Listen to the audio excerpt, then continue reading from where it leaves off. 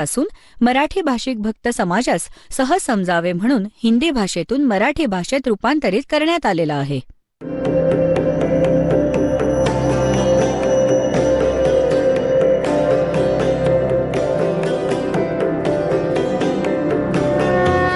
और ज्ञान सब ज्ञान डी कबीर ज्ञान सो ज्ञान और जैसे घोड़ा तोब कायम करता चले मैदान.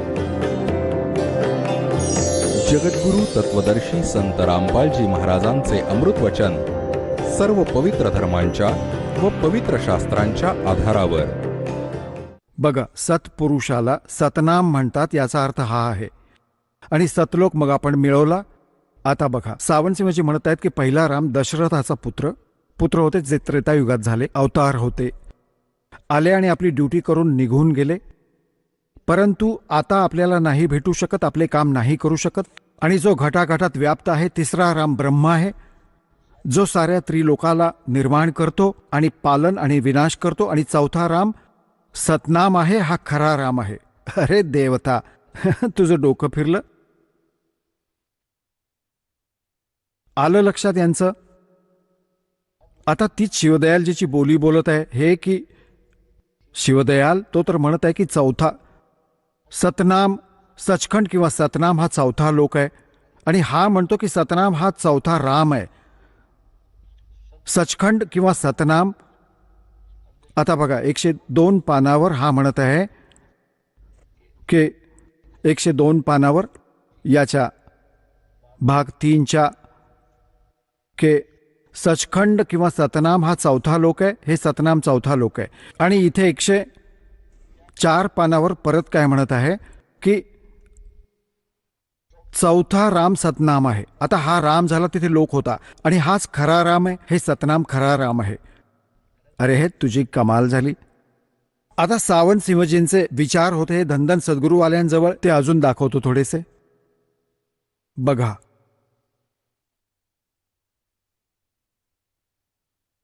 पुस्तकाचं नाव आहे सचखंड की सडक. पहिला भाग आहे. होय होय, याचं नाव बघून तर माणूस मरून जायचा. आता घे बाबा, पूर्ण मिळाली सडक सतलोकात जायची. दासन दास हजूर महाराज सतनाम सिंहजी, डेरा सच्चा सौदा, शिरसा, हरियाणा. मानाने गादीचे वारस आहेत श्री हे गुरमीत सिंहजी. यांच्या गुरुजींचे नाव होते सतनाम सिंहजी. त्यांचे विचार आहेत हे. आता हे पुस्तक कुठून छापलंय? धनधन सद्गुरू, तेराही आसरा आणि सचखंड की सडक पहिला भाग. हे हजूर महाराज सतनाम सिंहजींची स्वतःची वचने आहेत संग्रहित केलेली.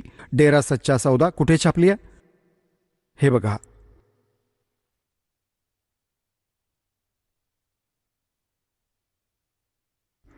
प्रकाशक आहेत तेच इंद्रसेन प्रबंधक, डेरा सच्चा सौदा, शिरसा, हरियाणा, भारतमध्ये. बघा, 1 लाख प्रती छापल्या आहेत याच्या. 6व्या वेळी 1 लाख. आणि मुद्रक इंद्रसेन प्रबंधक, परमार्थ उपदेश, प्रिंटिंग प्रेस, डेरा सच्चा सौदा, शाह सतनाम सिंहजी मार्ग, शिरसा, हरियाणा इथून. याच्या तुम्हाला 226 पानावर घेऊन जातो. बस, जास्त गरज नाहीये यात अजून वाचण्याची. हे बघा, 226 पान आहे. आणि सचखंड की सडक शब्द नंबर 20. अलख अनामी आया रे सारे देश छोड के. स्थूल, सूक्ष्म आणि कारण हे त्रिलोक यांचे आहेत. अरे तुझी कमालच झाली. पर्यंतची सर्व रचना काळ निरंजनने केली आहे. संतांचा देश सचखंड किंवा सतलोक आहे. अगदी बरोबर. आणि तेच सत्पुरुष किंवा आदिपुरुषाचं स्थान आहे. आता यांनी थोडीशी सुधारणा केली आहे कबीर साहेबांची वाणी वगैरे वाचून. पुढे बघा, परत म्हणतात, चोर तुरावत तोंबडील गड्ढा पाणी में वो गड्ढा वा उपरावनं सच्चाई छानी ना. इथे येऊन फसतील. पुढे बघा, आता हे सतलोकाचा महिमा सांगत आहेत की हे ते स्थान आहे, सचखंड सतलोक आहे, आणि हे सत्पुरुषाचे किंवा आदिपुरुषाचे स्थान आहे. अगदी बरोबर. ते अजरामर, अविनाशी आणि सदा एकरस आहे. कोणते? हा सतलोक किंवा सतनाम किंवा सचखंड. सचखंड सतलोक आहे म्हणतायत. याच्यावरून सांगत आहेत ते अजरामर आहेत, अविनाशी आहेत. सदा एकरस आहेत आणि ते तिथे चेतना चेतना, प्रकाशच प्रकाश आहे. खाली पिंडापर्यंतच्या एकूण रचनेचा आदी अंत तोच आहे. त्यालाच या सतलोकाला, सचखंडला सतनाम, सतशब्द आणि सार शब्द म्हटले जाते. वा रे देवता. होय होय, आलं यांचं लक्षात. आता यांनी थोडीशी सुधारणा तर केली आहे की सतलोक ते स्थान आहे जिथे सत्पुरुष राहतात, त्यांचं आधी स्थान आहे. सत्पुरुष कसं आहे? प्रकाशच प्रकाश आहे, चेतनच चेतन आहे, अजून काहीच नाहीये, अजून काही रचना नाही. आणि त्या सतनामाला, त्या सचखंडाला सतनाम देखील त्यालाच म्हणतात, सतलोक देखील त्यालाच म्हणतात, सार शब्द देखील त्यालाच म्हणतात, सार नाम देखील त्यालाच म्हणतात आणि सतनाम देखील त्या सचखंडालाच म्हणतात. आले जिथल्या तिथे आणि नाम ते 3 तुम्हाला सांगितले, सत्पुरुष, अकालमूर्त आणि शब्द स्वरूपी राम. आणि हे तर त्या परमात्म्याचे पर्यायवाचक नाम आहेत. जसे अकालमूर्त, ज्या साकार भगवानाच्या मूर्तीचा नाश कधीच होणार नाही. सत्पुरुष, अविनाशी परमात्मा आपण सतसाहेब म्हणतो, पुरुष म्हणजे परमात्मा, सत म्हणजे अविनाशी. आणि शब्द स्वरूपी राम म्हणजे शब्द नाश पावत नाही, ते अविनाशी परमात्म्याचंच व्याख्यान आहे. तर तिन्हीचा अर्थ होतो अविनाशी परमात्मा. जल पाणी नीर, जल पाणी नीरने भगवान नाही मिळत. परमात्मा मिळेल कसा? हजूर महाराज सावंतसिंहजी यांच्या सत्संगांचा संग्रह, संतमत भाग प्रकाश 4 आहे हा. हे कुठून छापले आहे बघा. संतमत प्रकाश भाग 4 महाराज सावनीसिंहजी याचे लेखक आहेत आणि प्रकाशक आहेत सेवासिंह सेक्रेटरी, राधास्वामी सत्संग ब्यास, डेरा बाबा जयमल सिंह, जिल्हा अमृतसर, पंजाब. पहिल्या वेळी 9व्या वेळी 1875 पासून 1999 पर्यंत, 1975 पासून 1999 पर्यंत, म्हणजे 1975 पासून चालला आहे हा संग्रह. 10व्या वेळी 2002 मध्ये 15,000. हे इथून छापलं आहे, Sartaj printing press, Tanda road, Joshi estate, Jalandhar. आता याला घेऊन जातो तुम्हाला. 261 पानावर बघा. संतमत प्रकाश भाग 4च्या 261 पानावर, अक्षर रूप निरखती चाली छोड दिया अपदेश बिगाना. आय हाय, हा संसार क्षर आहे, क्षर. आणि जे अक्षर आहे, जे अक्षर आहे ते ब्रह्मांड आहे, ब्रह्म आहे. आणि निअक्षर पार ब्रह्म आहे. आता हे 3 अक्षर, क्षर, अक्षर आणि निअक्षर. आता याला काय काय म्हणत आहे हा? की जेव्हा हे जग तयार झाले, या महालात जगात गुजराण करत आपण आलो आहोत, आपण याच महालात राहत आलोय. परंतु आता गुरुच्या कृपेने आत्मा हा महाल सोडून सतलोकात जात आहे. गुरु ग्रंथ साहिबमध्ये खूप गहन आणि गुप्त रहस्य आहेत. सावंतसिंहजी म्हणत आहेत गुरु ग्रंथ साहिबमध्ये खूप गहन आणि गुप्त रहस्य आहेत. एका ठिकाणी येतं 52 अक्षर लोकत्रय, सब कछु इन्ही माहे, अय अक्षर खिर जाहेंगे, ओय अक्षर इन मह नाहे. आदी गुरुग्रंथ साहिबच्या 340 पानावर. आता यात काय आहे? गुरुग्रंथ साहिबमध्ये जी नानक साहेबांची जी वाणी आहे ती अगदी खरी आहे. ते म्हणत आहेत जी ही 52 अक्षरं लिहिली आहेत, संस्कृतमध्ये लिखित आहेत. पुराण, वेद आणि गीता यांच्यात तो मंत्र नाहीये ज्यामुळे मोक्ष होईल. याचा सरळ अर्थ हा आहे. आणि यात लिहिलेली जी अक्षरे आहेत ही तर नाश पावणारच, आणि यांची भक्ती करणारा जन्ममृत्यूत सदा राहील. आणि जे अक्षर याच्या बाहेर आहे, यांच्या बाहेर जे परमात्मा म्हणतात, सो हम शब्द हम जग में लाए और सार शब्द हमने गुप्त छिपाए, हे त्याच्यात नाहीच आहे. हे परमात्म्याने स्वतः येऊन सांगितलंय. तर याचे हे वाणी तर हे म्हणत आहेत. आणि हा अनुवाद कसा करतायत सावंतसिंहजी बघा. 52 अक्षर लोकत्रय, सब कछु इन्ही माहे, आणि ए अक्षर खिर जाहेंगे, ओय अक्षर इन मह नाहे. ते वास्तविक नाम यात नाहीये, जे संस्कृत भाषेत लिहिलेले आहेत. 52 अक्षरे संस्कृत भाषेची आहेत. क्वचितच अशी एखादी भाषा असेल जिची 52 अक्षरं आहेत. या संसाराचे सगळे सार या 52 अक्षरात येतं. पिंड आणि अंडची अवस्था तर या 52 अक्षरात आली आहे. पुढे 2 अक्षरं अजून आहेत जे पारब्रह्म आहेत. मग म्हणतात, जे तू पढ्या पंडित बीना दुई अक्षर दुई नावा, प्रणवत नानक एक लंगाये जे कर सच समावा. आदी गुरुग्रंथ साहिबच्या 1171व्या पानावर. हे अनुवाद करतात सावंतसिंहजी उलट सुलट. जर तुम्ही गुणी असाल, ज्ञानी असाल, तर हे अक्षर सांगा, अक्षर सांगा. आणि स्वतःच उत्तर देत आहेत. ते अक्षर ब्रह्मांडामध्ये आहे, ते अक्षर पारब्रह्ममध्ये आहे. पारब्रह्ममध्ये एका अक्षराने संसार तयार केला आणि एका अक्षराने सतलोक तयार केला. हेच कबीर साहेब म्हणतात. कह कबीर अक्षर दो भाग, होगा कसम तलेगा राग. आदी गुरुग्रंथ साहेबच्या पान 329 वर. आता बघा किती कमालीची वाणी आहे. आता नानक साहेबजी आणि परमेश्वर कबीर साहेबजी एक भाषा बोलत आहेत, कारण की परमात्मा नानक साहेबजींना परमेश्वर स्वतः येऊन भेटले होते, ते ज्ञान दिले होते. मग म्हणाले होते, जे तू पढ़्या पंडित बिंदो अक्षर बिंदो नावा, परमत नानक एक लगाए देकर सत समावा. हेच कबीर साहेब म्हणतात. जे तू पढ़्या पढ़. मग जी कह कबीर अक्षर दो भाग, और होगा कसम तलेगा राग. दोन अक्षर कोणती आहेत? एक ओम आहे, हे सतनाम आहे 2 अक्षरी, आणि त्यात एक तत आहे. यांचा म्हणण्याचा, कबीर परमेश्वरांचा म्हणण्याचा अर्थ हा आहे की जर हे सतनाम देणारा योग्य संत भेटला तर तुझं क्षणोक्षणी रक्षण होईल. आणि खोट्या गुरुकडून हे 2 अक्षराचं नाम जरी घेतलं तरीही काम नाही करणार. कह कबीर अक्षर दो भाग, म्हणजे सुमरण कर याचं. और होगा कसम तलेगा राग. तुझं रक्षण करेल अधिकाऱ्याकडून प्राप्त झालं तर. आणि नानक साहेब म्हणत आहेत, जे तू पढ़्या पंडित बिंदो अक्षर बिंदो नामा, परमत नानक एक लगाए जे कर सत समावा. तर एक ते आदी नाम आहे, त्याच्याकडे संकेत आहे. आणि ही 2 नामे आहेत. ही सतनामामध्ये 2 अक्षर आहेत. श्रीमद भगवद्गीता अध्याय नंबर 17 श्लोक 23 मध्ये म्हटलंय की ओम तत्सत इति निर्देशः ब्रह्मणः त्रिविधः स्मृतः. सच्चिदानंद घनब्रह्म परमक्षर ब्रह्म सत्पुरुषाला मिळवण्याच्या 3 मंत्राचे जपाचा संकेत निर्देश आहे, फायनल आहे. तर ओम तत् हे मिळून एक 2 अक्षरी सतनाम होते. याची आधी भक्ती करावी लागते, त्याच्यानंतर सारनाम दिलं जातं. त्यामुळे ते सारनाम मग आपलं काम करू शकेल. तर इथे सांगत आहेत की 2 अक्षरं ही आहेत आणि ते एक नाम ते आहे. ते वास्तवात ते मग पूर्ण करेल तुमचं अर्धवट राहिलेलं काम. मग काय म्हणतात नानक साहेबजी? म्हणतात, एक अक्षर हर मन बसे, नानक होत निहाल. एक अक्षरवाले ते खरे अक्षर सारनाम आहे. ते हृदयात सामावले की मग पूर्णत्वास जाईल प्राणी. त्याला खरं मानलं की खरंच हा योग्य मंत्र आहे. विश्वास झाला की मग भक्ती करेल. मग 262 वर म्हटले की एका स्थानावर परत गुरुसाहेब म्हणतात, वेद कतेब सिमरत सब शास्त्र, इन पढ़्या मुक्त ना होई, एक अक्षर जो गुरुमुख जापे.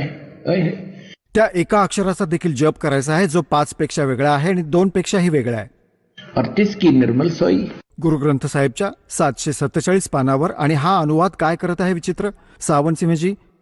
एक अक्षर, ते अक्षर आपल्या अंतरात आहे. हे एक आणि पारब्रह्मला जाऊन मिळेल, मेल्यानंतर मिळेल त्याला. शिवदयालजीला मिळाला, बुक्कीमध्ये बसलाय तो भूत होऊन. बघा, पारब्रह्मात मिळेल मृत्यूच्या नंतर. अरे हे संत म्हणत आहेत त्याचा जप करायचा आहे. एक अक्षर जो गुरुमुख जापे. ही वरवाणी काय सांगत आहे? आंधळे होते हे. एक अक्षर जो गुरुमुख जापे. गुरुकडून घेऊन जप केला त्या अक्षराचा तर त्याचा शोध निर्मळ होईल, त्याचा आत्मा निर्मळ होईल, तो पार होईल. आणि हा अनुवाद काय करत आहे?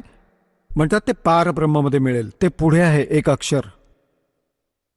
निरंजन धन तेरा दरबार, निरंजन धन तेरा दरबार, जहां पर तनिक न न्याय विचार. मग काय म्हणतात की मोती मुक्ता दर्शत नाही, ये जगह सब अंधरे, इनका दिखत के तन्यणीचं समजे फिरा नव्हती या गंधरे. हा दिसतोय महापुरुष आणि मोठा पोहोचलेला धनी. वर हे काय लिहिले आणि अनुवाद काय करतोय? वाणी काय सांगत आहे की एका अक्षराचा जप घ्यायचा आहे, गुरु करायचा आहे आणि गुरुजींकडून घेऊन ते सारनाम आहे. आणि हा म्हणतो ते अक्षर तुम्हाला पुढे मिळेल, आत आहे तुमच्या. बघा, ते अक्षर तुमच्या आत आहे, ते पार ब्रह्ममध्ये गेल्यावर मिळेल. आणि पुढे बघा, हा धर्म आपला धर्म नाही, ही जात आपली जात नाही, हा देश आपला देश नाही, आपला देश सचखंड आहे आणि आपली जात सतनाम आहे. अरे देवतांनो, तुमचं ठिकाण आहे कुठे? हे सतनामाशी संबंध जोडतायत, त्यांच्या हे लक्षात नाही आलं. तिथे म्हणतात सतनाम 4था लोक. मग सतनाम चौथा राम, सतनाम सचखंड सार शब्द. अरे आता हा म्हणतोय सतनाम आपली जात आहे आणि सचखंड आपला लोक आहे. तिथे सचखंड आपला धर्म, आपला धर्म, आपला धर्म, आपला देश तर सचखंड आहे आणि आपली जात सतनाम आहे. आणि सचखंड सतनाम हे एक सांगत होते आणि सतनामाला खरा राम सांगतात. आणि सतनाम सतलोक सचखंड सार शब्द आणि सारनाम तेच सांगतात. सुशिक्षित व्यक्ती याच्यात अडकून पडल्यात. अरे तुमची कमाल झाली. इथे लक्ष नाही देत आणि म्हणतात रामपालच्या गोष्टी. वचनही नका ऐकू, पुस्तकही नका वाचू. एक भक्त येत होता, आत्ता नाम घेतलं आणि 20 वर्षांपासून होता. म्हणाला ज्यावेळी हे ज्ञानगंगा मला मिळाले, वाचू लागलो, 3 पानं वाचली आणि संदेश आला, हा गुरुजींचा आदेश आहे, हे वाचू नकोस. मी फेकून दिलं पाण्यात. आणि आता 6 वर्ष मग धक्के खात दुर्दशा होऊन मग त्याचा कोणी मित्र जो इथे जोडलेला होता त्या ग्रुपचा राधास्वामीचा, तेव्हा त्याने सांगितले की असं नाहीये, वाचून बघ डोळे उघडतील. जेव्हा पुन्हा पुस्तक वाचलं, सीडी पाहिली, आता रडत होता. आता इथे आला होता भक्त. 20 वर्ष घालवली. अरे तुझी कमाल झाली, किती नालायक माणूस आहे. अरे वाचूनही देत नाहीत, ऐकूही देत नाहीत, असं बांधून ठेवलंय. होय होय, पण कधीपर्यंत? ही तर एक दिवस प्रकाशात येणारच आहे गोष्ट. आता पुढे बघा, हा काय बरळतोय. हे 262 पानावर वाचत होतो आपण. हे संतमत प्रकाश भाग 4 से. आता हा म्हणत आहे की सतनाम आपली जात आहे, धर्म आपला सत्पुरुष आहे. हा धर्म यांचा सत्पुरुष आहे. हा परका देश सोडून आत्मा आपल्या देशात जात आहे. अरे देशच माहीत नाहीये, जाल कुठे डोंबल. बघा कसा जुलूम करून ठेवला या लोकांनी. अरे तुझी कमाल झाली. पुढे बघा, आता काय म्हणतोय की आत्मा जुन्या महालाला जिथे लाखो जन्म राहिला तो सोडून आता सतनामात जात आहे. अरे काय मूर्ख आहेत हे भगवान. इथे तर म्हणत आहेत की सतनाम आपली जात आहे आणि सतलोक आपला देश आहे, सचखंड. आणि इथे म्हणत आहेत सतनाम जात आहे. आता सचखंड जर तुझा देश आहे तर हा कुठे चालला सतनामात. सतनाम तर तुझी जात आहे तर जातीच जात आहे. सोडून सतनामात जात आहे. आता पुढे बघा भंकसबाजी. होय होय, आत शब्दाचा दर्जा आहे, मेल्यानंतर मिळणार आहेत हे ओम शब्द, सोहम शब्द आणि सत शब्द. हे गीतेतून घेतले, गीता वाचली याने चुकून. आणि आत्मा दर्जानुसार आपला खरा हेतू, खरा भाव खऱ्या देशात जात आहे. वा रे वा सावंतसिंह. आता ते 2 अक्षरे कोणती होती जे गुरुग्रंथ साहिबमध्ये ज्याविषयी आहे, वर्णन आहे, दाखवतो तुम्हाला. आता पुण्यात्म्यांनो, आता हा कमालीचा वेळ दिला तुम्हाला परमात्म्याने. गोड गोड थंडी आहे आणि रजई ओढून आपली पोरं बसवून ठेवली आहेत. आता डुलकी घेऊ नका, मग परत तुमच्या हातात वेळ नाही येणार. सतर्क व्हा, अशी अनमोल वचने की स्वप्नातही नव्हती तुमच्या समक्ष दिली जात आहेत, तर सावधान राहा. आता बघा, गुरु ग्रंथ आदरणीय नानक साहेबजी कोणते नाम जपत असत आणि कोणती होती ती 2 अक्षरे. हा दास आहे तो पूर्ण गुरु, 2 अक्षराचं कंप्लीट रहस्य जाणणारा. आणि 3ऱ्या नामाचा हे पहा, जन्मसाखी भाई बालेवाली सत्तो बड्डी. Janamsakhi doctor Jawahar Singh, Krupal Singh and company. हे इथून पहा, हे कुठून छापलंय. हे आहे सद्गुरु प्रसादी एक ओमकार. आता बघा, हा ओम शब्द आहे आणि हा गुप्त आहे. कोड वर्ड होता नानक साहेबांचा हा. त्यामुळे ही जन्मसाखी आत्तापर्यंत छापलेल्यापैकी सर्वात मोठी आहे. सर्वात खूप जुनी म्हणजे सर्वात पुरातन आहे भाई बालेवाली जन्मसाखी. श्री गुरु नानक देव जी दी तंदे साहिब दी साखी ते 10 पातशाह दे जीवन समेत मुकम्मल साखियां ਹਨ.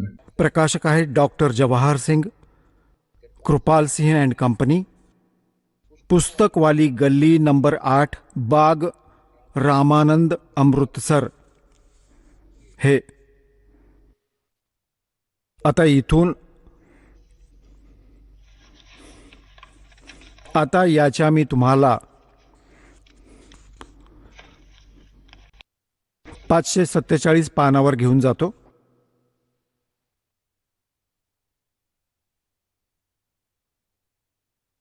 समंदर दी साखी हे 547 पान आहे. 547 समंदर दी साखी. आणि इथून सुरू करू आपण. बाला सिंधू वाच. बाला सिंधु वाच. ताते हे गुरु अर्जुन अंगद जी. ताते हे गुरु अंगद जी जद गुरु नानक जी अजित्य कोलों अजित्य पासों विद्या होए ता मर्दाने कहा सच्चे पातशाह जी असा समुंदर ता देखिया पर लंका ना देखी जिथे रामचंद्र जी चढ़ाई कीती है। ता गुरु नानक जी कहा चलो भाई बाला ते मर्दाना तुहानू रंज नहीं करना। आखी मीटो आखी मीट के खोलिया ते समुंदर दे कंडे जाई खड़े हुए ता आखन लगे बाबा बाला ते मर्दाना। गुरु जी नानक साहब जी कहने लगे बाला ते मर्दाना मेरे पीछे पीछे चले आओ मुखों वाहिगुरु वाहिगुरु कहंदे आओ। ते अगे अगे गुरु जी तुर पे जैसे धरती ऊपर तुरदे सन उसी तरह समुंदर ऊपर तुरन लगे। जा चले जावण ते पीछे बाला ते मर्दाना जावण। ता मर्दान ने विचार कीती कि गुरु नानक देव जी ओम सोहम जपदे जांदे हन। ये हो 2 अक्षर का मंत्र। ता मर्दाना जी भी ओम सोहम लगा जपण और लगा गोते खावण। ता गुरु नानक जी देखण ता मर्दाना गोते खांदा है। ता गुरु जी की हा मर्दाना गुरु दी करनी वल नहीं देखना गुरु दे वचना पर चलना चाहिए।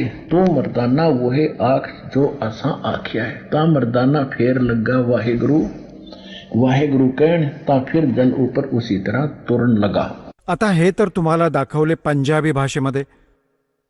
आता पंजाबी भाषा खूप कमी भक्त जाणतात. एक अजून दाखवतो हिंदीमध्ये. कोणाला असं वाटू नये की गुरुजी फिरवाफिरवी करतात, कारण आपण दुधाने पोळले आहोत. ताक देखील फुंकून पिऊ. दास देखील एवढी सुद्धा जागा नाही सोडणार कोणाला शंका काढण्यासाठी. हे बघा, हे हिंदीमध्ये आहे. भाई बालेवाली गुरु अंगद गुरु नानक देव जी की जन्मसाखी. हे कुठून छापलंय बघा. भाई बालेवाली एक ओमकार सदगुरु प्रसादी भाई बालेवाली श्री गुरु नानक देव जी की जन्मसाखी पंजे साहिब आणि 10 पातशाह का जीवन संपूर्ण साखियां सहित दर्ज है. प्रकाशक आहेत भाई चतुरसिंह जीवनसिंह अमृतसर. हे केवळ हिंदीमध्ये प्रकाशित केले आहे. यांनी यामुळे यांचा प्रकाशक बदलला. प्रकाशक आहे भाई चतुरसिंह जीवनसिंह. माई बाजार माई सेवा अमृतसर. फोन नंबर एवढे आणि एवढे. हे मुद्रक आहेत जीवन प्रिंटर्स अमृतसर. आता याच्या 559 पानावर जाऊया. हे बघा 559 समंदर की साखी. 559 समंदर की साखी इथून सुरुवात होते. समंदर की साखी साखी समुद्राची. एक दिवस मर्दाना म्हणाला, हे महाराज की माझं मन इच्छिते की समुद्रात जी लंका आहे तिथे भ्रमण करावे. गुरुजी म्हणाले, अच्छा तुम्ही लोक तुमचे डोळे बंद करा. जेव्हा मी आणि मर्दानाने डोळे बंद करून क्षणभराने उघडले तेव्हा आम्ही गुरुजींच्या सोबत मोठ्या समुद्रकिनारी उभे होतो. तेव्हा गुरुजी म्हणाले की तुम्ही लोक समुद्रावर वाहे गुरु जप करत पायीच चालत या. हे गुरु अंगद देवजी आम्ही लोक गुरुजींच्या मागे मागे त्याचप्रमाणे जात होतो जसे कोरड्या जमिनीवर चालत असतो. पुढे पुढे गुरुजी नानक साहेबजी ओम सोहमचा जप करत चालले होते. तेव्हा मर्दानाने विचार केला की आपणही ओम सोहम का नको जपायला. तेव्हा मर्दाना देखील ओम सोहम जपू लागला आणि मग गटांगळ्या खाऊ लागला. तर गुरुजींनी मागे पाहिले आणि हसत म्हणू लागले की मर्दाना, हे मर्दाना, शिष्याचा धर्म आहे की गुरुने सांगितलेल्या मार्गावर चालावे, म्हणून तू वाहेगुरुच जप, तुझे यातच कल्याण आहे. जेव्हा मर्दाना परत वाहेगुरु म्हणू लागला तेव्हा तो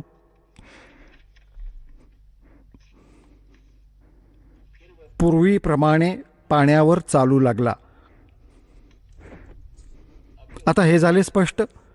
आता ही आहेत 2 अक्षरे. आता अजून एक कमालीची बाब आहे. संपूर्ण शीख समाजात हा मंत्र नाहीये जो नानक साहेब जप करत असत. अंडरस्टूड आहे. ज्या नामाने मुक्ती होईल ते तर सर्वांना जपावे लागेल. मग हे कारण काय झाले?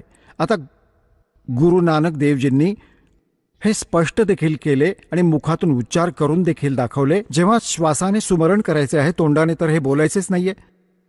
एक झटका द्यायचा होता, कारण की त्या सर्व महापुरुषांना भगवान भेटले होते, सत्पुरुष कबीर परमेश्वरजी, आणि हे सचखंडमध्ये घेऊन गेले होते. मग सर्व कथा यांना समजावली होती की तुम्ही संकेत करा, आता सांगायचे नाहीये, काळ नकली पंथ चालवेल आता.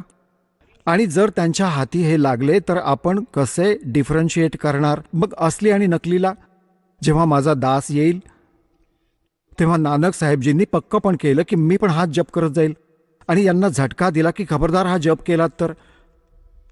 आता सगळा शीख समाज या गोष्टीला घाबरला की नानक साहेबजी जो जप करायचे तो कुठे गुरुग्रंथ साहिबमध्येही येऊ दिला नाही प्रकटपणे. वेगवेगळ्या ठिकाणी आहे. सोहम कुठे आहे, अजून कुठे आहे, ओमकार कुठे आहे, परंतु क्लिअर नाही येऊ दिले. तर या कारणाने हा शिवदयालजींचा जो पंथ जो चालला आहे राधास्वामी, हा गुरुग्रंथ साहिब वाचत असे जास्त करून, आणि कबीर साहेबांची साखी. कबीर साहेबांचा जो ग्रंथ होता तो कुठे लक्षात येणार होता. गुरुग्रंथ साहिबच. मी हे शेवटचे 5 धुनधुनकार ऐकले, आणि कबीर साहेबांचा एक शब्द आहे, करने नो दीदार महल में प्यारा है. त्यात हे 5ही नकली काळाचे लिहिलेले होते. त्यात खरे देखील होते. जे दास तुम्हाला देतो ते आहेत खरी 5 नावे. तर ही 5 प्रधानांची आहेत. गुरुग्रंथ साहेबमध्ये 5 प्रधानांची नामे सांगितली आहेत, ना की ते ओंकार निरंकार. ते त्याच्याकडे संकेत आहेत.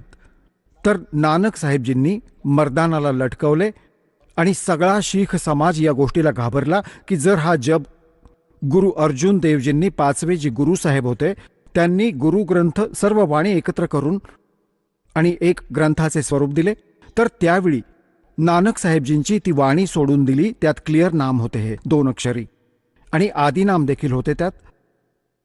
तर ते यामुळे सोडले की ज्या प्रकारे मर्दानाने अवहेलना केली त्यांच्या वचनाची की हे नाही जपायचे, आणि त्याने जपले तर तो बुडाला असता, मेला असता. त्यामुळे कुठे गुरुदेवांच्या वचनाची अवहेलना होऊ नये, अवज्ञा होऊ नये म्हणून ते नामच तिथून काढून टाकले. परंतु हे संत होते, कोणी बालक नव्हते, आणि तिथे बोलले, धमकावले आणि असा झटका देऊन गेले. आत्तापर्यंत हे पूर्णपणे गुप्त होते, आणि या दासाला आदेश दिला की याचा गजर करा. आम्ही केला.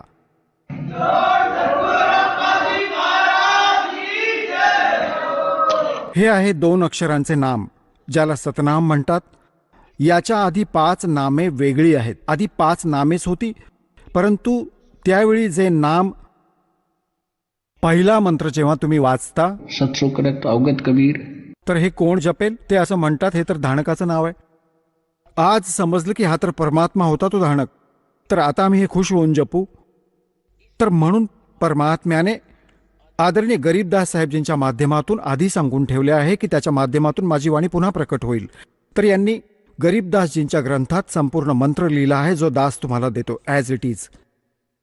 आणि हा 2 अक्षरी मंत्राचा याच्यात पण संकेत आहे. आणि माझ्या गुरुदेवांनी सरळ हे मंत्र मला दिलेच होते.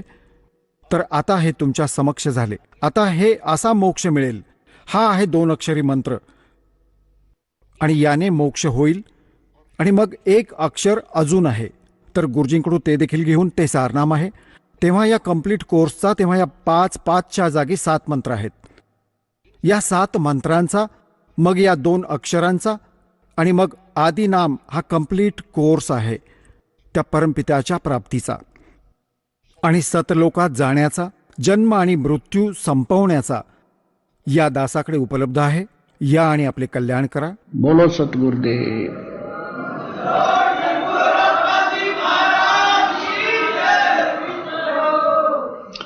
आता तुम्हाला दाखवतो थोडेसे अजून 2 मिनिटांचा सत्संग आहे बस. आता हे जसे बलुचिस्तानी शहा मस्तानाजींनी शिरसामध्ये सच्चा सौदा डेराची स्थापना केली, त्यांचा मृत्यू कसा झाला बघा.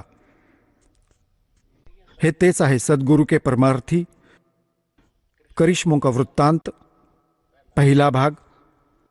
आणि हे गुरुमीत सिंहजीनेच छापले आहे, लिहिले, संग्रहित केले आहे. हे आहे याचे, हे कुठून छापले होते तुम्हाला दाखवतो, सगळे बघून घ्या. हे कुठून छापले आहे तुम्हाला दाखवतो.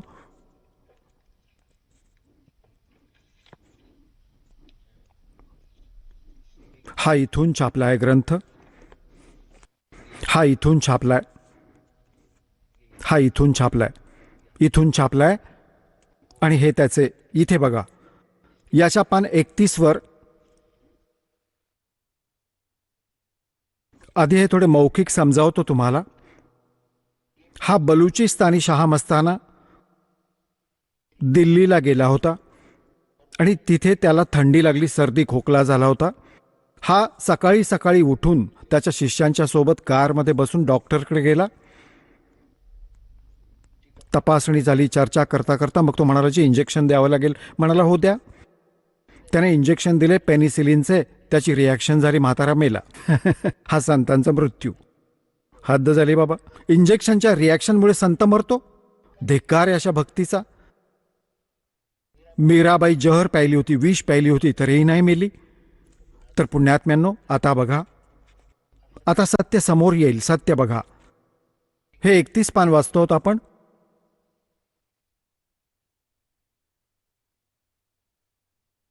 बेपरवाहजी म्हणजे बलुचिस्तानी शहा मस्ताना खेमामलजी एका शिष्याच्या कारमध्ये बसून पहाडगंजमध्ये एका डॉक्टरच्या दुकानात गेले. त्यांच्या सोबत शिरसा शहरातील शिष्य गोविंद मदन आणि 3-4 शिष्य अजून होते. इथे बघा, हे आधी म्हणत आहेत संत महात्म्यांना आपले काम करता येते, करावे लागते. अशा प्रकारे बेपरवाहजी त्याच्याशी कितीतरी वेळ हसत हसत गप्पा मारत होते. डॉक्टर साहेब आधी सांगत राहिले. मग तेवढ्यात डॉक्टरांनी हुकुमाप्रमाणे, म्हणजे डॉक्टर म्हणाले की इंजेक्शन द्यावं लागेल, ते म्हणाले द्या. तेवढ्यात डॉक्टरांनी हुकुमाप्रमाणे बेपरवाहजींना इंजेक्शन दिले. त्याचबरोबर ते तिथेच बेंचवर पहुडले आणि तळव्यांना आग होत असल्याचा बहाणा करून धनधन सद्गुरूंचा नारा लावला. आणि 18 एप्रिल त्या दिवशी 1960 सकाळी 10:15 त्यांचे पंचभौतिक शरीर सोडून अनामी देशात सामावून गेले. बघा, हे दृश्य पाहून डॉक्टरांना घाम फुटला. ते स्तंभित झाले की आता काय होईल. बाबांचे अनुयायी त्याची वाट लावतील आणि त्याच्यावर खुनाचा आरोप लावून कोर्टात शिक्षा सुनावतील. त्याला आता काहीही सुचत नव्हते की आता काय करावं. डॉक्टरांची ही अवस्था बघून त्यांच्या सोबतचे शिष्य त्याला धीर देत म्हणाले की तुमची काहीही चूक नाहीये. हा तर संत महात्म्यांचा स्वतःचा खेळ असतो. संपूर्ण तपासणी केल्यावर सेवादार शिष्यांनी तिथून लगेच गाडी काढून घेऊन जाण्याचा विचार केला. कारण की जर तिथे उर्वरित संगतला समजले तर परिस्थिती खूप खराब होईल. बेपरवाहजींचे पार्थिव शरीर गाडीच्या मागच्या सीटवर झोपवून त्याच गाडीतून सरळ सिरसाला निघून गेले. सांगा, हा नाम देण्याचा आदेश देखील नाही देऊ शकला, एवढ्या पटकन मेला. तर पुण्यात्म्यांनो, आता आपल्याला हे लक्षात येईल की हे सोंग काय आहे. भगवान कसा असतो, परमात्मा कसा भेटतो. परमेश्वर कबीर साहेबजींनी हजारो माणसांच्या समोर मगहरमध्ये शरीर सोडले. वरती एक चादर ओढली, एक खाली अंथरली. शरीर नाही मिळाले, फुले मिळाली सुगंधित. आणि आदरणीय गरीबदास साहेबजी चुडाणीमध्ये आधी सांगून गेले 6 महिने आधी, या दिवशी शरीर सोडेन, बसून आरामात. आणि शरीर सोडले आणि निघून गेले. माझे आदरणीय, माझे पूज्य गुरुदेवजी 108 वर्षांचे झाले होते. आणि आरामात खाटेवर पहुडले होते, मंत्र जपत होते. करता करता शरीर सोडले 108 वर्षांचे. तर पुण्यात्म्यांनो, असा मृत्यू संतांचा नसतो, कारण यांच्याकडे भक्तीच नव्हती. होते चांगले नशीब, खूप पुण्यकर्मी प्राणी होते, मागच्या जन्माचे चांगले संस्कार होते, त्यामुळे तर एवढी महिमा मिळाली. परंतु भक्ती न केल्याने यांची बॅटरी डाऊन झाली. आणि इन्व्हर्टरची बॅटरी जोपर्यंत चार्ज आहे तोपर्यंत चार्जर लावा किंवा नका लावू, भले नकली जागी फिट केला असेल तर ती सारी कामे होत राहतील. आणि जेव्हा ती बॅटरी डाऊन होईल, एकदम फ्यूज्ड होतील, सर्व सुविधा बंद आणि संपून जातील. तर ही परिस्थिती या संतांची आहे, जे सद्भक्ती करत नाहीयेत. आणि धन्य भाग्य आहे तुमच्या आईवडिलांपासून तुमचा जन्म झाला, तुम्हाला हे अनमोल मंत्र मिळाले, अनमोल ज्ञान मिळाले आणि खरे भगवान भेटले. आणि बेडा पार करून घ्या आता. सात साहेब. चला आता आपण त्या श्रद्धाळूंचे अनुभव जाणून घेऊयात, ज्यांनी जगद्गुरू तत्वदर्शी संत रामपालजी महाराजांकडून दीक्षा प्राप्त केलेली आहे, तसेच त्यांच्याद्वारा सांगितलेल्या भक्ती मार्गावर चालत आहेत. नमस्कार. सतसाहेब, आपलं नाव? माझं नाव जितेंद्र सुधाकर हरदे. आपण कुठून आलात? मी आडगाव, नाशिक. आपला व्यवसाय काय आहे? मी मार्केटिंगचेच कामं केले आहेत, मार्केटिंग एक्झिक्युटिव्ह म्हणून वेगवेगळ्या प्रकारच्या फील्डमध्ये. संत रामपालजी महाराजांची गुरुदीक्षा आपण कधी घेतली? 8 एप्रिल 2017ला मी संत रामपालजी महाराजांची गुरुदीक्षा घेतली. संत रामपालजी महाराजांच्या शरणात येण्या अगोदर आपण व आपला परिवार कोणती भक्ती साधना करत होतात? संत रामपालजी महाराजांच्या चरणामध्ये येण्याच्या अगोदर आम्ही पूर्ण परिवार जवळजवळ 14 वर्षापासून संत ठाकरसिंग महाराज जे राधास्वामी पंथामधून आहे त्यांची गुरुदीक्षा घेतली होती, त्यांची भक्ती करत होतो. तर त्यांची भक्ती करत असताना अक्षरशः म्हणजे 2002मध्ये त्यांच्याकडून गुरुदीक्षा मी घेतलेली होती, जळगाव खानदेशमध्ये असताना. त्या अगोदर म्हणजे भक्ती मार्गामध्ये येण्याचं जे आहे हे लहानपणापासूनच भक्ती मार्ग म्हणजे माझा आवडीचा असल्याकारणाने 10वीला मी वरणगावमध्ये, म्हणजे वरणगाव फॅक्टरी, तिथं वरणगावला पूर्ण मामा वगैरे इथं सर्व नातेवाईक आहेत, तर त्यांच्याकडे शिक्षणासाठी गेलो, कारण की परिस्थिती माझी खूपच हालाखीची होती. तर तिथं गेल्यानंतर भक्ती मार्गाची आवड असल्याकारणाने त्यांच्याकडे टी व्ही असताना टी व्हीवरती आम्ही संत आसारामचे सत्संग बघायचो. त्याच्यानंतर तिथं पारंपरिक पद्धतीने मामा आणि इतर लोकांच्या मदतीने भागवत सप्ताह भरायचा. तर भागवत सप्ताह तो पूर्ण 7 दिवसाचा अटेंड करणे, नंतर दिंडीच्या कार्यक्रमामध्ये हजर राहणे, नंतर ज्याप्रमाणे नाचूया कीर्तनाच्या रंगी तसं तिथं खूप काही म्हणजे त्या भजनांमध्ये कीर्तनामध्ये रंगून नाचायचे. अक्षरशः विठ्ठलाची भक्ती तिथं आम्ही तसं करायचो. त्यानंतरही मी एकमेव असा लहान विद्यार्थी म्हणजे 10वीमध्ये असताना तिथं म्हणजे बरेचसे लोक म्हणतात की सत्यनारायणची पूजा हे फक्त पती पत्नीने करायला पाहिजे, परंतु 10वीमध्ये असताना माझं लग्न न झाल्याकारणानेही मी तिथं सत्यनारायणची पूजा केली. पण ती पूजा करत असताना म्हणजे सुपारी बांधून मी पूजा केली होती तिथं. तर ती माझी पहिली पूजा तशी होती. नंतर भागवत सप्ताह वगैरे आम्ही अटेंड करायचो. त्या व्यतिरिक्त जशी ब्रह्मा विष्णू महेश यांचे वेगवेगळ्या रूपांचे वेगवेगळे सण तेव्हारनुसार कार्यक्रम जे व्हायचे, त्यानुसार 9 दिवसाचं दुर्गा सप्तशतीच्या याच्यामध्ये पाठ तेही करायचो आम्ही.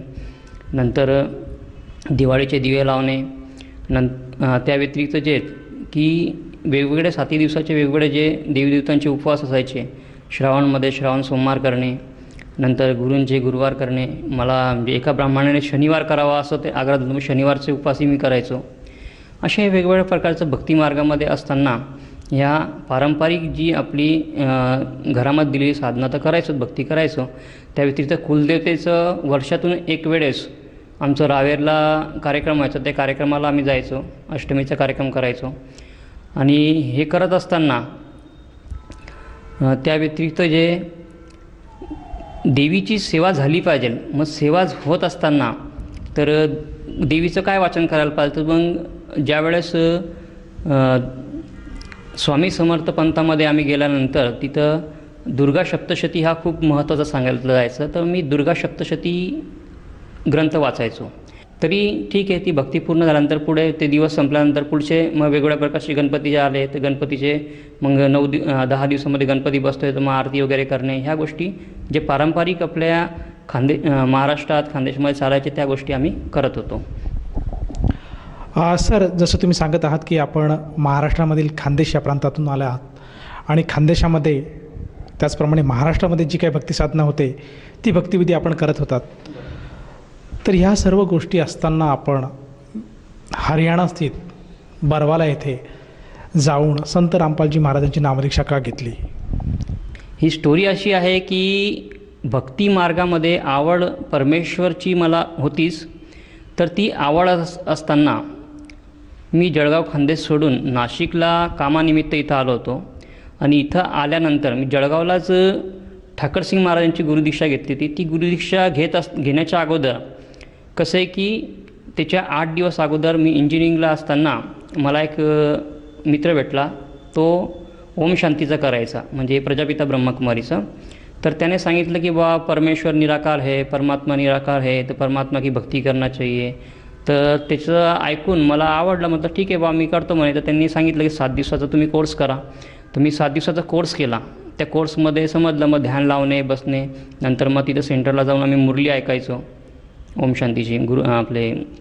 ती बाबांची मुरली ऐकून आनंद मिळायचा. पण तसं हे 4-5 दिवस गेले. 4-5 दिवस गेल्यानंतर भुसावळला संत ठाकरसिंग महाराजांचा मोठा कार्यक्रम झाला 2002मध्ये. त्यावेळेस लहान भाऊ माझ्यापेक्षा लहान जो आहे तो त्या कार्यक्रमाला गेला होता, मी काही गेलो नव्हतो. तर त्या कार्यक्रमाला गेल्यानंतर त्याने गुरुदीक्षा घेतली आणि तो गुरुदीक्षा घेऊन घरी आल्यानंतर अक्षरशः आमचे वाद व्हायचे.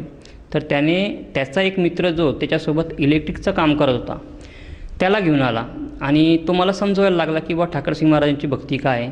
तर म्हणे बा ते ओम शांतीच्या वरती भक्ती. अरे म्हटलं ओम शांतीच्या वरची भक्ती आहे, म्हटलं ठीक आहे मग मला स्वीकारायची आहे, पण मी असं नाही स्वीकारणार. म्हटलं माझे जे प्रश्नाचे उत्तर जर मिळतील तर मी स्वीकारेल, तर मग ते प्रश्नाचे उत्तर मग तुम्हाला सत्संगात मिळतील. मग अक्षरशः पाडदीला त्याच्या घरी कचरूदास महाराज जो संत ठाकरसिंग महाराजांचा शिष्य आहे त्यांचा सत्संग होता. मग मी त्या सत्संगात गेलो आणि माझे जे प्रश्न होते ते प्रश्न त्यांच्याकडे मांडले आणि गुरुदीक्षा घेतली. तर संत ठाकरसिंग महाराजांची गुरुदीक्षा घेतल्यानंतर अक्षरशः तिथं 3-3 तास ध्यानावरती बसणे, त्यांनी जे नाम दिले होते ते नाम जपणे, जसं की ज्योत निरंजन, ओंकार, आरंकार, सोहम, सतनाम, हे नाम जपणे. तर मी ध्यानावरती बसत असताना 2-2 तासामध्ये अक्षरशः कमरेपर्यंत पूर्णतः मी दगडासारखा होऊन जायचो, एवढं पायामध्ये मुंग्या वगैरे यायचे. हे सर्व करत असताना मग खानदेशमध्ये माझ्याबरोबर म्हणजे कसं की मला आवड होती, MLMची खूप मला गोडी लागली होती. तर MLMमध्ये एका कंपनीमध्ये काम करत असताना तिथं थोडासा बोजा डोक्यावरती आला, तर मग काहीतरी पळवाट करायची म्हणून मी नाशिकला निघून आलो म्हणजे जॉब शोधण्याचा उद्देश होता. मग जॉब शोधता इथं नाशिकला राहिलो. मग 2015ला म्हणजे नाशिकचं जे माहिती आहे की इथलं भगूर मानव केंद्र आहे, ते भगूर मानव केंद्रावरती जात होतो. तर 2015मध्ये कुंभमेळा भरला. त्या कुंभमेळ्यामध्ये गेल्यानंतर मग तिथं एक सिलेक्शन होतं की प्रचारक म्हणून जे आहे ठाकरसिंग महाराज, जे प्रचारकांचा फॉर्म भरला जायचा, तिथं शिबिर व्हायचं. तर म्हटलं माझं 12वी पण झालेलं आहे, मला बोलणं पण चांगलं येतं आणि महत्त्वाची गोष्ट काय आहे की माझ्याकडे कुठल्याही प्रकारची पुंजी नाही आहे, म्हणजे बा कसं की शेतीबाडी नाही आहे, त्याच्यानंतर कुठला जॉब नाही आहे. तर मग आपण गुरु स्वीकारलं तर गुरुसेवा करावी. तर मग मी तन धनाने गुरुसेवा करत असताना तिथं ते शिबिरात फॉर्म भरलं. 30 सत्संग केल्यानंतर ते आयडेंटिटी कार्ड द्यायचे की बा तुम्ही प्रचारक बनू शकतात. तर ती प्रचारक बनायचं ह्या उद्देशाने मी पिंपळनेर मानव केंद्राला गेलो शिबिरामध्ये. तर पहिल्या शिबिरामध्ये त्यांनी सांगितलं होतं की कबीर साहेब हे पूर्ण ब्रह्म आहे आणि आपण कबीर साहेबांची ही भक्ती करतोय, तर आपण परमात्मा का काम कर रहे हैं, तो परमात्मा का काम हमको बढ़ चढ़ के करना है. म्हटलं खूप आनंद झाला. हम स्वतः परमेश्वरचं काम करताय, परमात्माचं काम करताय, तर मग ही भक्ती म्हणजे आमची श्रेष्ठ भक्ती आहे हे मानून मी गुरुला परमेश्वर जाणून रात्रंदिवस भक्ती करायची. दुसरं कुठल्याही प्रकारचा छंद नव्हता. कामावून आले, जॉबवरून आले की फक्त आपल्याला भक्तीचंच वेगवेगळ्या प्रकारचे त्यांचे स्वामीजी महाराजांचे पुस्तकं आहे, ठाकरसिंग महाराजांचे पुस्तकं आहे, त्यांचं दिलेलं ते सर्व पुस्तकं आम्ही वाचत असायचो.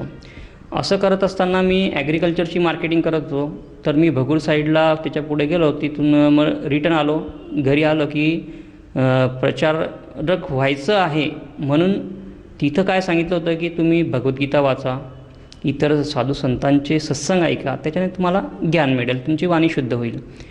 तर मी त्यानिमित्ताने सत्संग लावला. टी व्ही आलो की घरी फक्त संस्कार टी व्ही वगैरे अशा वेगळ्या प्रकारचे चॅनल वगैरे बघायचो. तर तिथं सत्संग लावलं एका दिवशी.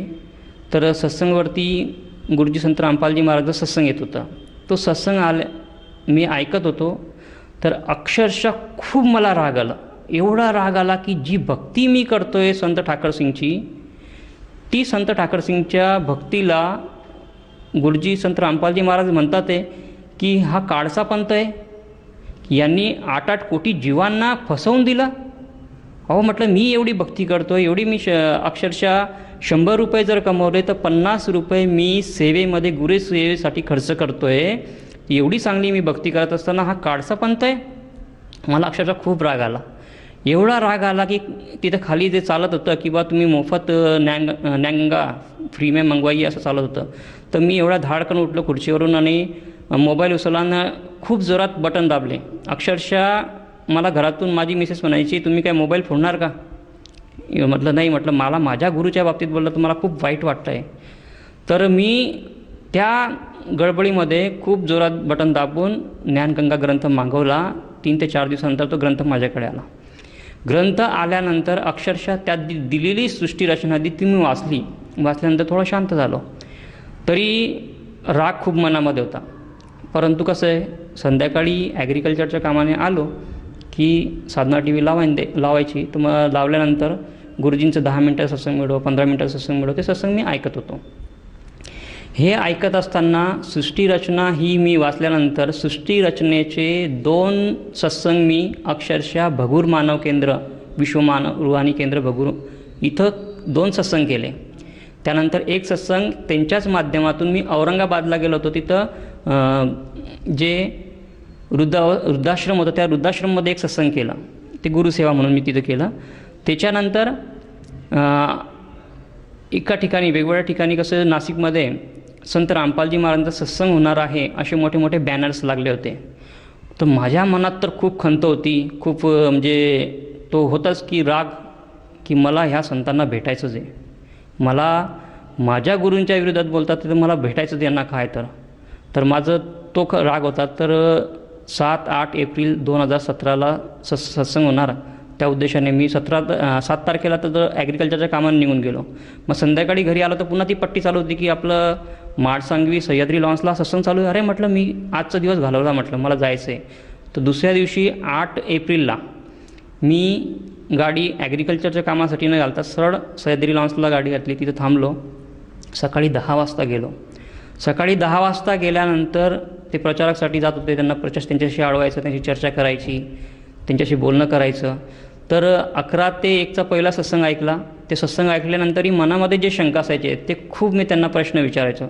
माझा एक प्रश्न, त्यांचे 4 उत्तरं, ते 4 उत्तरामधून पुन्हा प्रश्न निर्माण व्हायचा, पुन्हा उत्तरायचं. मग अक्षरशः 10 लोकांना मी तिथं ऐकत नव्हतं की ह्या गोष्टी अशा आहेत. नंतर मग दुपारचा ब्रेक झाला. त्यावेळेस म्हटलं तिथं पुऱ्या तयार होत होते. म्हटलं कशाला घरी जायचं, यांच्याच पुऱ्या खायच्या, इथंच थांबायचं म्हटलं आज. मग तिथंच जेवण केलं आणि पुन्हा मग जे नंतरचं सत्संग आहे ते सत्संग मी तिथं ऐकलं. मग ते सत्संग ऐकत असताना अक्षरशः त्यांनी मला जे वेगवेगळ्या प्रकारची लोकांची भेट करून दिली की जो ठाकरसिंग महाराजांच्या कोठीमध्ये बालसंत म्हणून राहायचं त्याची पण भेट करून दिली. त्याने पण ती काही हिस्ट्री सांगितली. त्याच्यानंतर ज्यांच्यावर माझा विश्वास होता, रोहिदास सेंदाने म्हणून उदना यार्डचे, ते त्यांच्या घरी मी गेलेलो आहे ऑलरेडी मैत्र्याचं काम करत असताना. तर त्यांचं त्यांनी इंटरव्ह्यू दाखवलं की हे सुद्धा सत्संगमध्ये अशाच प्रकारचे गुरुजींच्या चरणी आले म्हणे. तर त्यांचं बघितलं, अरे म्हटलं हे आले ना, काय अडचणी, मला काही शंका नाही म्हटलं. परंतु तरी पण खंत की नाही तुम्ही असंच का बोलतात. मग त्यांनी एक गोष्ट सांगितली की मला एकच प्रश्न त्यांनी केला, त्या प्रश्नाचं उत्तर मला नाही आला की हा जो राधास्वामी पंत आहे यांचे जे प्रवर्तक आहे शिवदयाल स्वामी यांचा गुरु कोण आहे. अरे म्हटलं शिवदयाल स्वामीचा गुरुच नाही आहे. मग त्यांनी ते सांगितलं, जर ज्याचा गुरु नाही तो निगुरू आहे तर त्याचा पंथ कसा असेल. मग त्यांची दशा काय झाली तर म्हणे ते तर बुक्कीमध्ये येऊन सण आपलं ज्ञान सांगायचे, म्हणजे बुक्कीमध्ये येऊन ज्ञान सांगायचे म्हणजे काय, ते भूत बनले. मग जो प्रवर्तक भूत बनला तो मला मोक्ष कसा देईल, म्हणजे माझी जी ओळ होती परमेश्वर प्राप्तीची ती पूर्ण होणार नाही. मग त्यांनी सांगितलं काय उद्देश आहे तुमचा आला. अक्षरशः तुम्हाला गुरु करायचं आहे का, तुमची इच्छा असेल तर करा, नसेल तर करू नका. नाही म्हटलं, मला परमेश्वर प्राप्ती करायची, मला गुरु करायचं आहे. काय नियम आहे सांगा, तुम्हाला नियम फॉलो करेल. म्हटलं 100% एका पायावरती नियम फॉलो करेन. सर्व नियम तुम्ही फॉलो करतोय, मांस मच्छी तर खातच नाही, बिडी सिगरेटला हातच लावत नाही, कारण की ऑलरेडी तिथं प्रचारक होतो. तर मग चला म्हटलं गुरुदीक्षा द्या. गुरुदीक्षा घेत असताना सुद्धा मनामध्ये विचार यायचे की हे मंत्र देत आहे तर देवी देवतांचे मंत्र देत आहे, हे तर ब्रह्मा विष्णू महेशचे मंत्र देत आहे, गणपतीचे मंत्र देत आहे, दुर्गा देवीचं मंत्र देत आहे. तर ठीक आहे, हरकत नाही म्हटलं, गुरु केला आहे, आपण जप करू, बघू म्हटलं काय 4-6 महिन्यात काय होतं तर, कारण की इतर लोकांकडे, इतर संतांकडे आपण जातो, त्या प्रकारे बघू. तर तशा प्रकारे मी संत रामपालजी महाराजांची गुरुदीक्षा स्वीकारली. सर, जसं तुम्ही सांगत आहात की आपण भक्ती साधनेमध्ये निरनिराळ्या संतांकडे गेले. सर्वप्रथम आपण राधास्वामी या पंथाकडनं नामदीक्षा घेतली. त्याचप्रमाणे आपण ओम शांती ओम यांचेसुद्धा अनुग्रह घेतला होता. आपण एक राधास्वामी पंथाचे प्रवर्तक म्हणून संबोधले गेले होतात आणि आपण त्यांची सेवा करत होतात. पण जेव्हा आपण संत रामपालजी महाराजांचं सत्संग बघितलं आणि त्यांनी जे ज्ञान सांगितलं, त्या ज्ञानामुळे आपल्याला चीड निर्माण झाली आणि आपण आपल्या जे पूर्वीचे जे गुरु होते राधास्वामी पंथामध्ये, त्यांच्या नामाबद्दल संत रामपालजी महाराजांनी जी काही शंका उपस्थित केली, त्या शंकेमुळे आपण क्रोधित झाला आणि आपण खरं काय आहे, सत्य काय आहे हे जाणून घेण्याचा आपण प्रयत्न केला. तर मला असं विचारायचं आहे की जे काही आपल्या मनामध्ये शंका होतात आणि संत रामपालजी महाराजांनी जे काही ज्ञान सांगत होते आणि जे ज्ञान आपल्याला जे काही त्यांनी सांगितलं आहे, त्या ज्ञानाद्वारे आपल्या मनामध्ये जे काही शंका होतात त्या पूर्णपणे दूर झाल्यात का? सर, शंका दूर झाल्या म्हणूनच तर मी गुरुदीक्षा घेतली, नाही तर गुरुदीक्षा का घेतली असती. शंका माझे 100% निरसन झाल्यात की मला परमेश्वर मिळणारच आणि मिळालेले. मग सर, संत रामपालजी महाराजांच्या शरणात आल्यानंतर जी काही भक्तिसाधना आपण करत आहेत, त्या भक्तिसाधनेमुळे आपल्याला व आपल्या परिवाराला काय काय बदल किंवा काय काय लाभ मिळाले? सर्वात महत्त्वाचा लाभ, माझी जी लहानपणापासून इच्छा होती परमेश्वर प्राप्तीची, जो शोध होता परमेश्वरचा, तो पूर्ण झाला. म्हणजे मला परमेश्वर मिळाले, परमेश्वर प्राप्तीचा हा पूर्ण मार्ग मिळाला. दुसरं असं शारीरिक लाभ जर म्हटलं तर मी मामांकडे असताना, त्याच्यानंतर जळगाव खानदेशमध्ये असताना, जर सीझन चेंज झाला, म्हणजे वातावरण ऋतूप्रमाणे कसं आहे की जे काही प्रकृतीवरती त्याचा असर पडतो आहे त्यानुसार मी भरपूर आजारी पडायचो. परंतु गुरुदीक्षा घेतल्यापासून कसं आहे की आजारपणा कमी झाला. जे बीज मंत्र जप चालू आहे त्याच्यामुळे आजारपणा कमी होतो आहे आणि जो खर्च माझा दवाखान्यामध्ये वाढायचा तो खर्च अक्षरशः बंदसारखा झालेला आहे. एक 50-100 रुपयामध्ये कुठल्याही प्रकारचा रोग असला तो निरसन होतो आहे. तर हा माझा शारीरिक लाभ, तसाच तो परिवारामध्ये तोच फायदा, कारण की इतर लोकांचेही जे आहेत ना रोग जो आहे तो रोग कमी होतो आहे. म्हणजे दवाखान्यावरचा जो खर्च आहे तो जवळजवळ माझा संपलेलाच आहे, तिथं खर्च होत नाही आहे. त्यानंतर दुसरा असा लाभ की मार्केटिंगचे कामं करत असताना मनामध्ये आपल्या टार्गेटचं विचार असतं, डोक्यामध्ये सर्व टेन्शन असतं. तर एका दिवशी कसं की विहित गावला मी जात असताना तिथं एक नवीन प्रोजेक्टसाठी मला जायचं होतं. तर त्या प्रोजेक्टसाठी जात असताना अक्षरशः माझ्या डोक्यामध्ये फक्त त्या प्रोजेक्टचे विचार होते. तर तिथं गेल्यानंतर एका गल्लीतून मी जात होतो, तर टू व्हीलरवरती मी असताना माझ्या समोरून एक व्हॅन आली लहान मुलांना घेऊन जाणारी. त्या व्हॅनवाला, त्याला मी दिसत नाही का काही कळत नाही, पण तो इतक्या जोरात आला माझ्या अंगावरती की अक्षरशः मी हेल्मेट घातलेला त्याच्यावर व्हॅनवरती मी ठोकला गेलो. माझं डोकं जे व्हॅनवरती आपटलं गेलं. अक्षरशः आजूबाजू सर्व लोक आले आणि ते बघायला लागले की काय झालं, हा एवढा मोठा ॲक्सिडेंट झाला. अक्षरशः जर तिथं गुरुकृपा नसती माझ्यावरती, संत रामपालजी महाराजांच्या चरणी मी आलो नसतो, तर अक्षरशः मोठी घटना माझी झाली असती. माझा परिवार जो आहे तो पोरखा झाला असता. तर तशी माझी घटना तिथं वाचली. आणि फक्त जर बघितलं पूर्ण सर्व लोकांनी तर फक्त माझ्या पायाला थोडंसं खरचटलेलं होतं, एकदम मामूली किंचित खरचटलेलं असतं. ही गोष्ट मी घरी येऊन माझ्या मिसेसला सांगितलं. त्यावेळेस आमचे घरमालकीन ताई जे आहे त्या पण सोबत होत्या. तर त्यांनी सांगितलं हा तुमचा विश्वास आहे म्हणे गुरुवांचा, म्हणून गुरूंनी तुम्हाला हा इथं वाचवलेलं आहे. तर जगद्गुरू तत्वदर्शी संत रामपालजी महाराजांनी माझ्यावरती ही कृपा केली की माझा तिथे ॲक्सिडेंट झाला, तो त्यातून मी सुखरूप कुठल्याही प्रकारचं दुखापत न होता इथंच मी थांबलो. त्यानंतर कसं आहे की आम्ही मिळून पती पत्नी भाजीपाला घ्यायला जात असताना एका दिवशी असं झालं की मिसेस जी ती भाजीपाला निवडत होती, अक्षरशः एका वकिलाची 4 व्हीलर तिच्या अंगावरती येत होती. फक्त किंचित काही 1 किंवा 2 फुटाचं अंतर असेल त्यात ती तिच्या अंगावरती खूप जोरात येणार होती. परंतु अचानक माझ्या लक्षात आलं की ही गाडी आपल्याकडे येते आणि मी इतक्या जोरात त्या गाडीला एक दणक्यात धक्का मारला की आणि जोरात आवाज केली. तर गुरुकृपेने काय झालं की ती गाडी अक्षरशः थांबली. म्हणजे तिथं माझी मिसेस जी आहे तीसुद्धा वाचली. तर हे खूप मोठे मोठे 2 चमत्कार माझ्याबरोबर झाले. त्याच्यानंतर छोटे मोठे लाभ तर कसं आहे की एखाद्या कामाला आपण जातो आहे, ते कामाची जर आपण डिमांड करतो आहे, गुरुजींना अरदास करतो आहे, तर ते कामंही पूर्ण होतात, शारीरिक रोगही कमी होतात.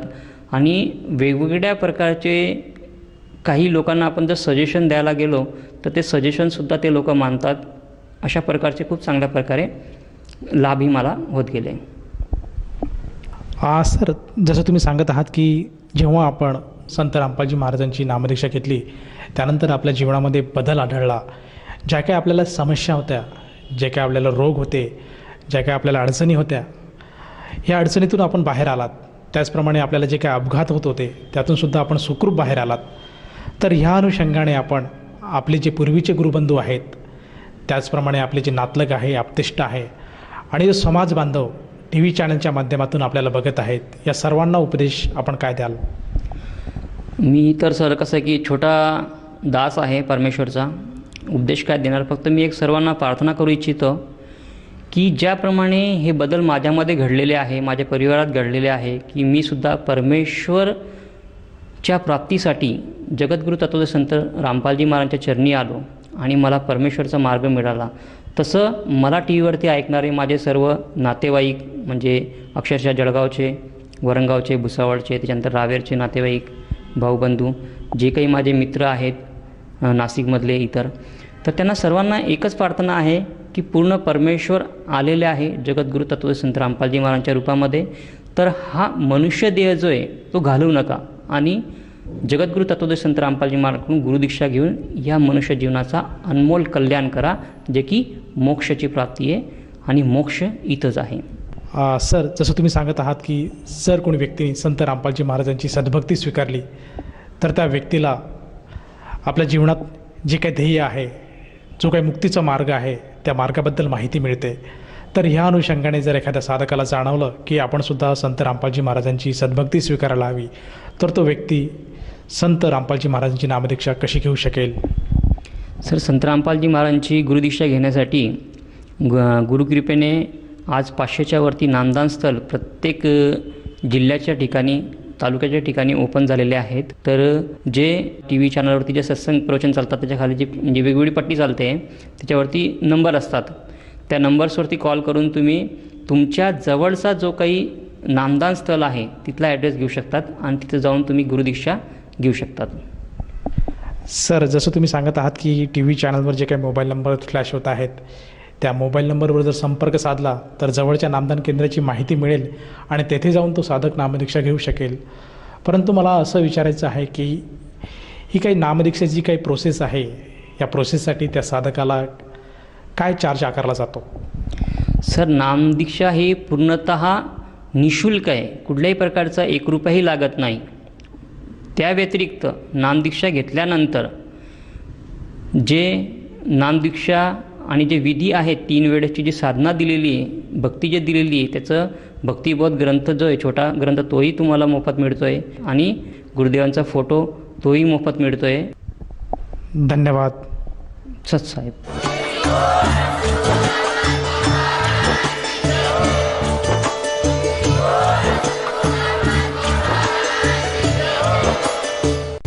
आपण ऐकत होता जगद्गुरू तत्वदर्शी संत रामपालजी महाराजांचे मंगल प्रवचन.